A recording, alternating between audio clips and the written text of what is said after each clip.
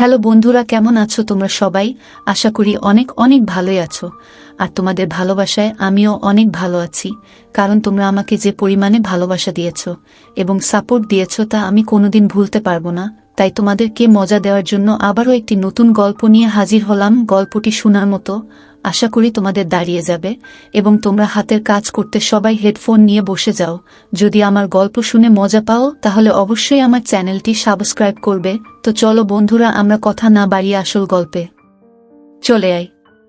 আমার নাম স্নেহা। বড়লোক পরিবারের 4 ভাইয়ের একমাত্র বোন। বাবা মা অনেকদিন আগেই এই পৃথিবী ছেড়ে চলে গেছেন, কিন্তু আমার দাদারা আমাকে বাবা মায়ের অভাব কোনোদিন বুঝতে দেয়নি। আমি এত আদর আর ভালোবাসায় বড় হয়েছি যে তারা কোনো কিছুর অভাব কোনোদিন বুঝতে দেয়নি আমাকে। আমি যা চেয়েছি তাই সাথে সাথে পেয়েছি।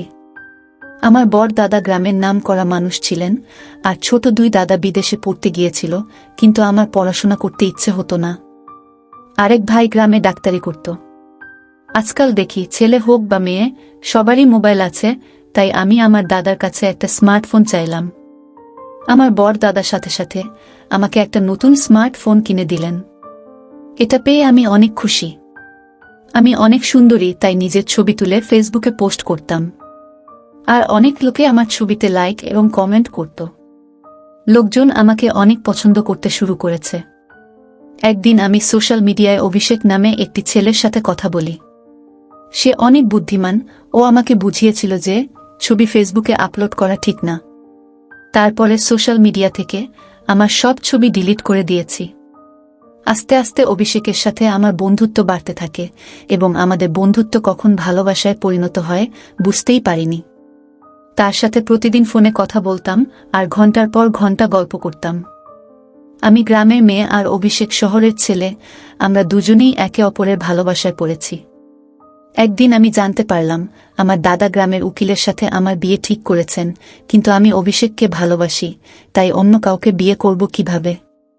আমি আমার বৌদিকে অভিষেকের কথা বললাম। যখন বৌদি দাদাকে বলল অভিষেককে আমি ভালোবাসি, তখন দাদা আমার হাত থেকে মোবাইলটা নিয়ে নিল, আমাকে বলে ওই ছেলের সাথে কথা বলবি না, ফেসবুক দেখে কারো সাথে ভালোবাসা করা ঠিক না। এই ধরনের মানুষরা সব সময় খারাপ হয়, যারা মেয়েদেরকে ভালোবাসার জালে ফেলে প্রতারণা করে। কিন্তু অভিষেক এরকম না। আমি দাদাকে বোঝানোর অনেক চেষ্টা করেছি, কিন্তু দাদা আমার কোনো কথা শোনেননি। দাদা আমাকে অভিষেককে ভুলে যেতে বলেছিলেন, কিন্তু আমি ভুলতে পারিনি। একথা আমি অভিষেককে বললে অভিষেক আমাকে বাড়ি থেকে পালিয়ে যেতে বলে। আমি দাদাকে অনেক বোঝানোর চেষ্টা করেছি, কিন্তু দাদা বোঝেননি। তাই একদিন রাতের অন্ধকারে বাড়ি থেকে পালিয়ে অভিষেকের দেওয়া ঠিকানায় পৌঁছাই।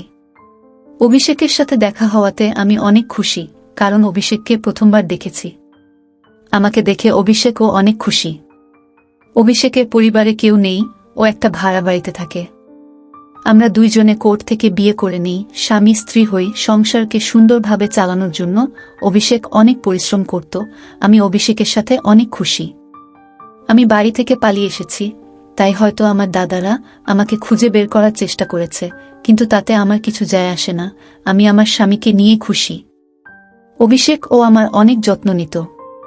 আমি আমার জীবনে এই সিদ্ধান্ত নেওয়ার জন্য কখনো দুঃখ করিনি, কিন্তু একদিন আমার সাথে এমন ঘটনা ঘটল যা আমি কখনো কল্পনাও করিনি।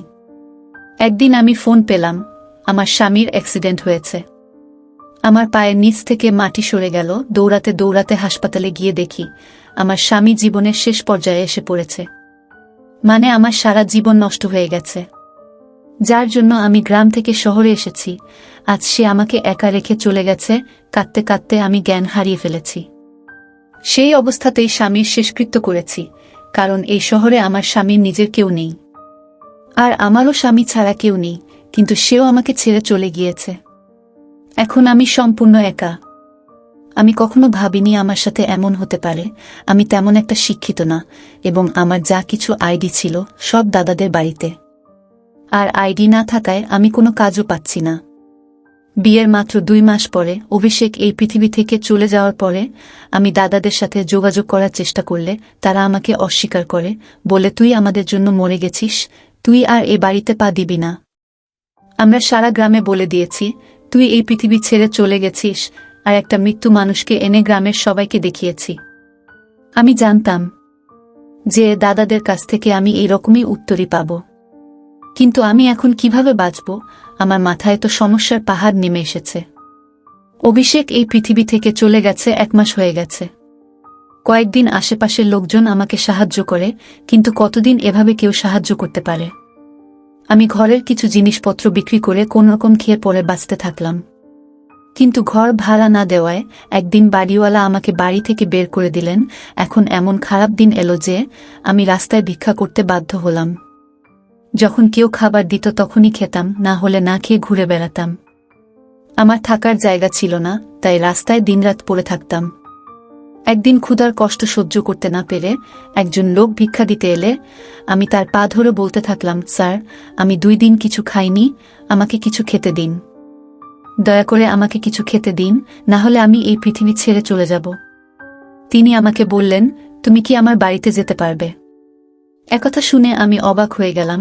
তিনি বলতে থাকলেন, আমার বউ এই পৃথিবী ছেড়ে চলে গেছেন, আমার একটি ছেলে আছে, বয়স 4 বছর। আমি চাই তুমি আমার ছেলের দেখাশোনা করো।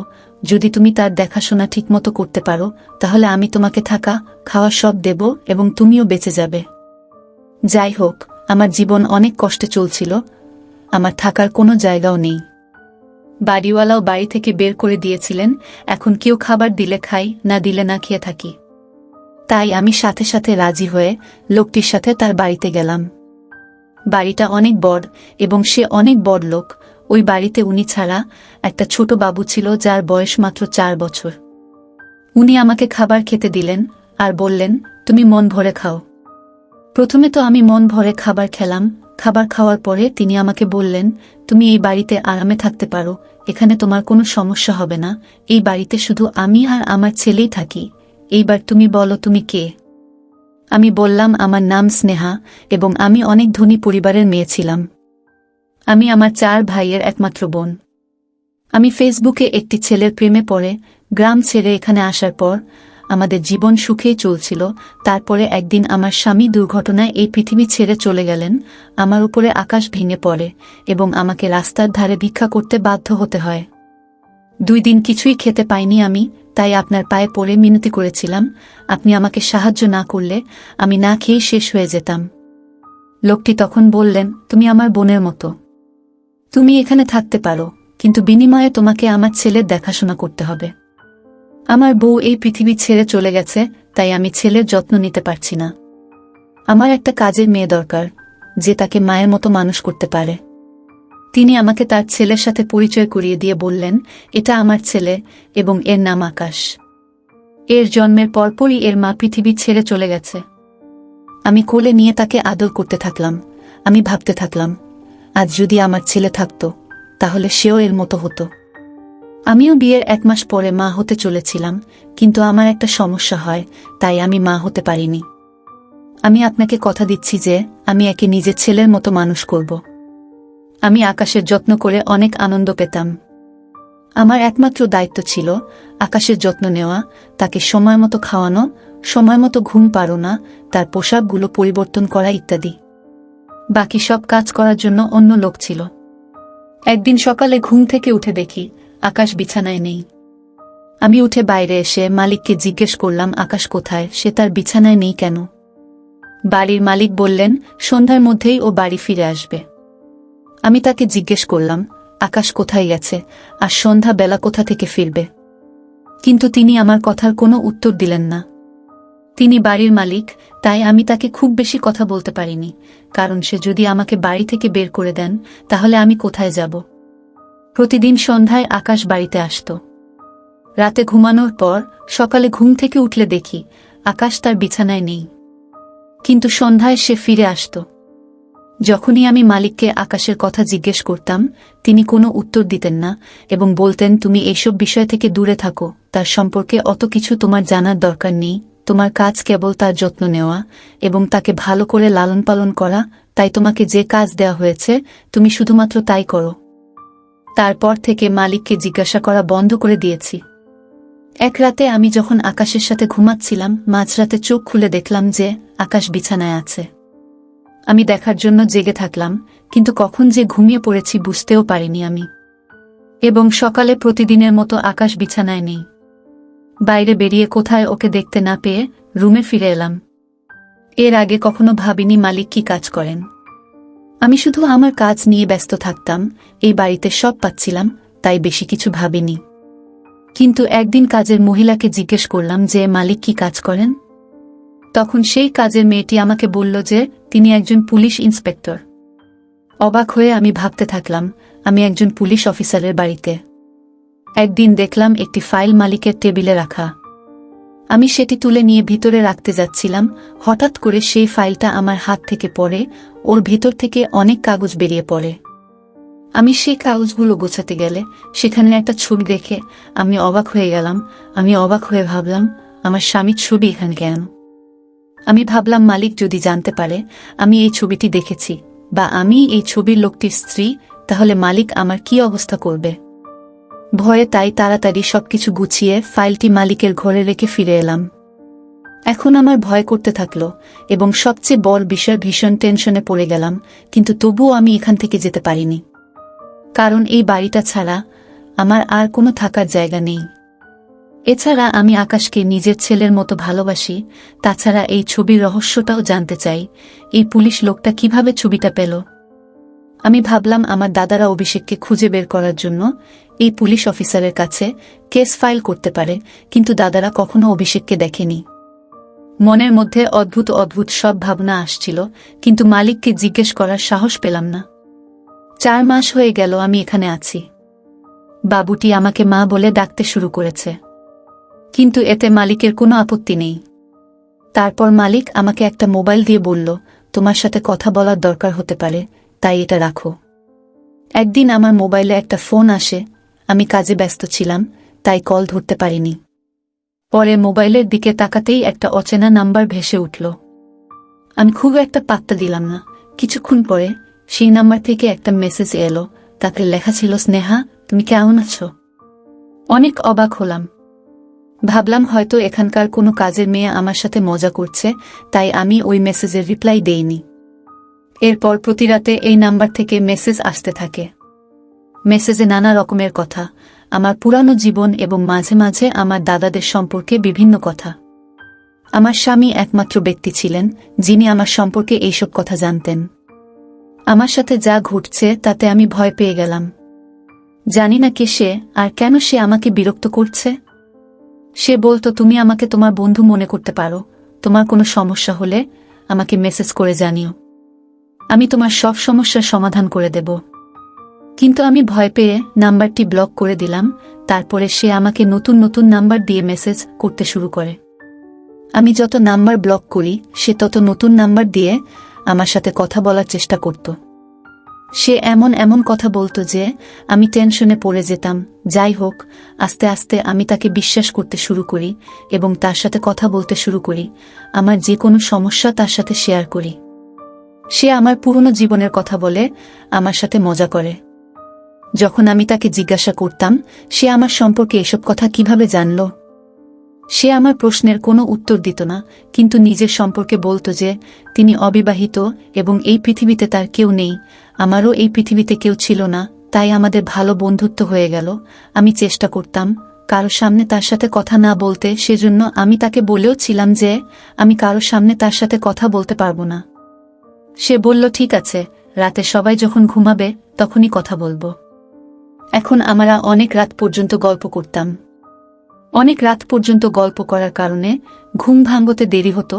সকালে ঘুম থেকে উঠে আকাশকে দেখতে পেতাম না। আমি তার সাথে এ বাড়ির বিষয়ে কোনো কথা বলতাম না, কারণ আমি এই বাড়ির নুন খাচ্ছিলাম। আর সে কে তাকে আমি চিনতাম না। সে আমাকে নিজের সম্পর্কে যা বলেছিল তা সত্যি কিনা জানি না। এটা আমার জন্য শুধু সময় পার করা। সারাদিন একা একা বিরক্ত হতাম। আকাশও সন্ধ্যায় বাড়ি ফিরত, আর কাজের মেয়েরা ঘরের সব কাজ করত, তাই ওর সাথে কথা বলে সময় পার করতাম। 2-3 দিন ধরে ও আমাকে বলতো আমার সাথে দেখা করতে চায়, কিন্তু আমি তার সাথে দেখা করতে রাজি হতাম না। তাই সে বলতো সে আমার সাথে দেখা করতে আমি যেখানে থাকি সেখানে আসবে। একদিন সন্ধেবেলা আকাশ বাড়িতে আসার পর মালিক আমাকে সন্ধ্যার খাবারের ব্যবস্থা করতে বললেন, কারণ আমার বেস্ট ফ্রেন্ড অনেকদিন পর আমার বাড়িতে আসছে। তাই আমি চাই তুমি নিজের হাতে তার জন্য ভালো ভালো খাবার তৈরি করো।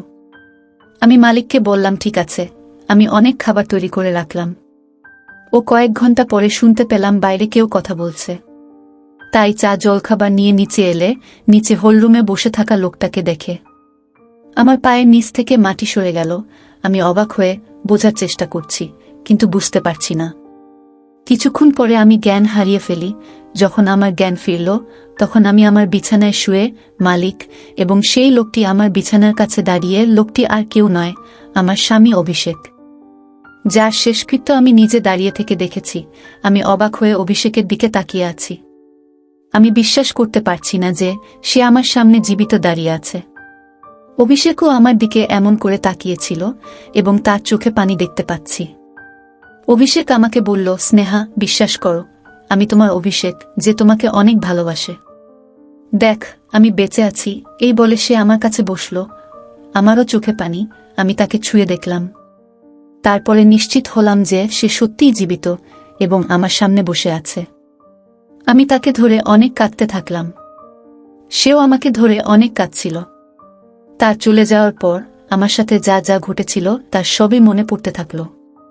আমি অভিষেককে জিজ্ঞেস করলাম, তুমি যদি বেঁচেই ছিলে, তাহলে কে সে ব্যক্তি যার শেষকৃত্য আমার চোখের সামনে হয়েছিল এবং যার মৃতদেহ আমি দেখেছি, সে কে?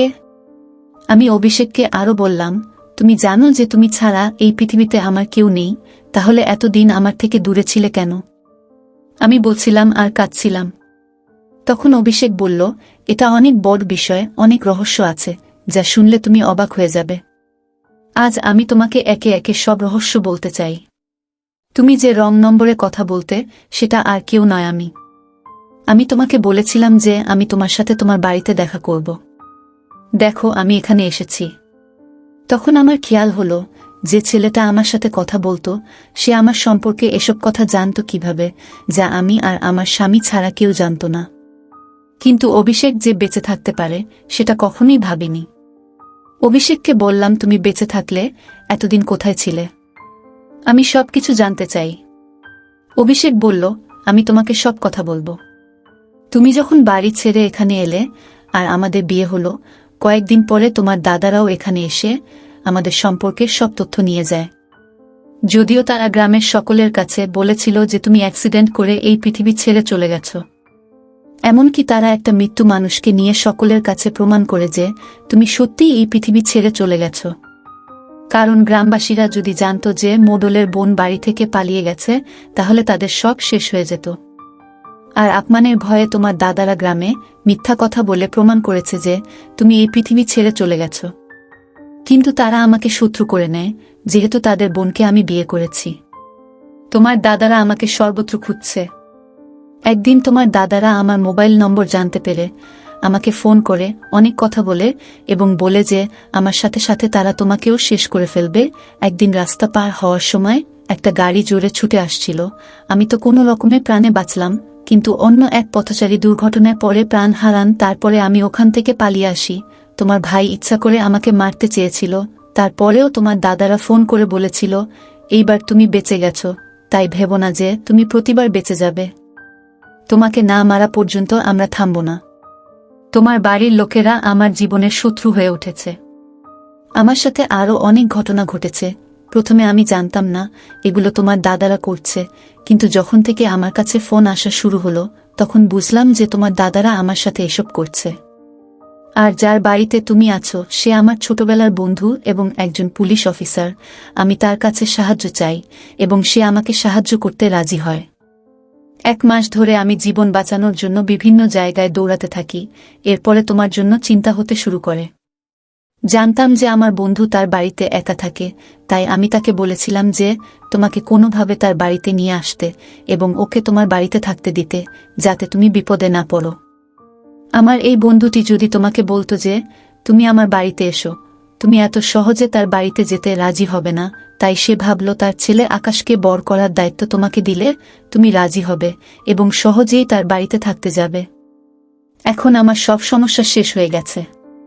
আমার বন্ধু তোমার ভাইদের গ্রেফতার করেছে।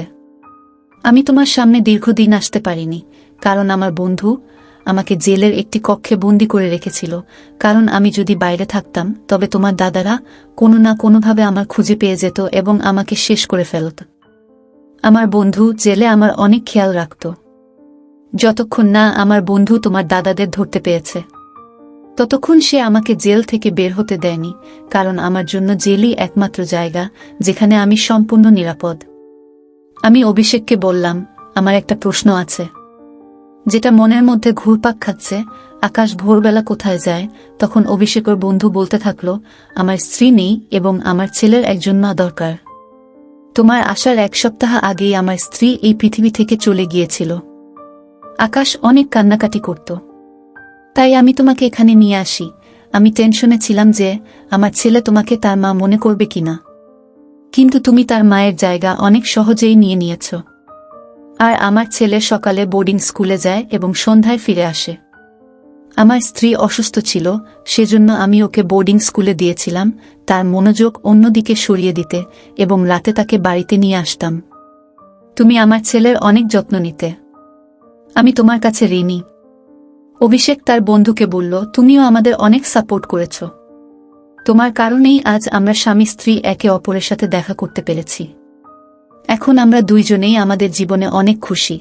আমার স্বামী চাকরি পেয়েছে এবং আমরা একই বাড়িতে থাকি। আবার অভিষেককে কাছে পেয়ে আমি অনেক খুশি। আমার জীবনের সব সমস্যা পার হয়ে গিয়েছে। বন্ধুরা, আজকের ভিডিওটা এখানেই শেষ করলাম। অনেক কষ্ট করে ভিডিওটি আপনাদের জন্য বানিয়েছি। যদি ভিডিওটি আপনাদের ভালো লেগে থাকে তাহলে একটা লাইক করবেন এবং চ্যানেলটি অবশ্যই সাবস্ক্রাইব করবেন। এই আশা ব্যক্ত রেখে আপনাদের কাছ থেকে বিদায় নিচ্ছি আমি। দেখা হবে আগামীকালের নতুন কোনো ভিডিওতে। সে পর্যন্ত সবাই ভালো থাকুন, সুস্থ থাকুন। ধন্যবাদ।